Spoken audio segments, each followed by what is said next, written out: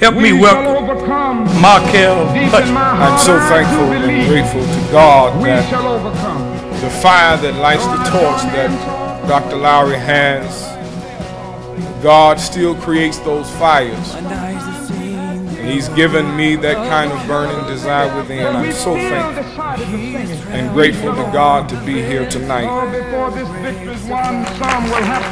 So not only, Dr. Lowry, do I accept this award, but I accept this responsibility. The responsibility to continue to feed the hungry and clothe the naked and house the homeless, to speak truth to power and fight for justice and fairness and equality. I accept the responsibility tonight. As I leave you, I say to you that my generation is in trouble. 1/3 of all of my peers between the ages of 14 and 29 under the criminal justice system. 300,000 more young black men are in jail than in college. We are racially profiled on the nation's highways all across the United States of America. We're degraded by our music, and we accept it. We are legally lynched in Texas, in New York, in Georgia, Alabama, and all over this nation. So yes, it is dark for us right now, but I came all the way to New York to tell you I read somewhere. Some great writer said, if my people who are called by my name would humble themselves and pray and seek my face and turn from their wicked ways and turn to each other and not on each other, then we would hear from heaven. God will forgive our sins and heal our land. We're going to heal the land because it's healing time. Let's build a new movement of young black America to save our generation and to save our nation. Thank you and good night. Strengthen the movement for full employment, for decent wages and working conditions.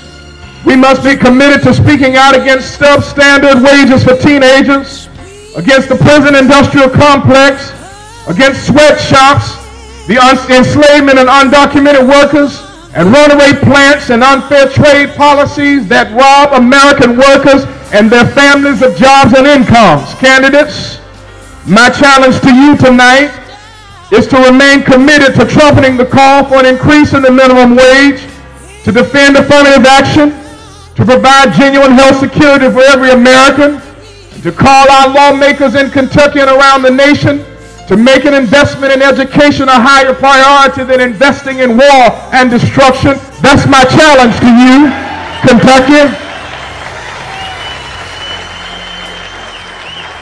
Mr. Bashir, my friend, while I understand that the present governor of this state is a former preacher, I am sure that I, as a Baptist preacher, and you, as the son and grandson of Baptist preachers, can both see that across the state of Kentucky and all across America, the heartland of this nation, Americans are beginning to agree that it is about time that the Christian right met the right Christians.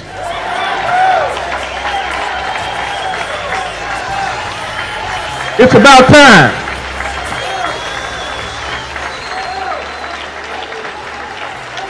As the Christian right, as they attempt to give expanded tax breaks to the rich and powerful corporate interests, the Christian right wants us to focus on bedroom behavior rather than on boardroom misbehavior. But the right Christians understand that our mandate must be to feed the hungry, to clothe the naked, to house the homeless, to provide health care to all of our citizens, and to protect and expand the working rights to organize of people across Kentucky and around America. We put you, morally bankrupt politicians, on notice. This movement is coming for you. We put you irresponsible music companies and labels that are the arch enemy of our people on notice. This movement is coming for you. We put you insensible malt liquor makers who are literally poisoning my generation on notice. We are coming for you.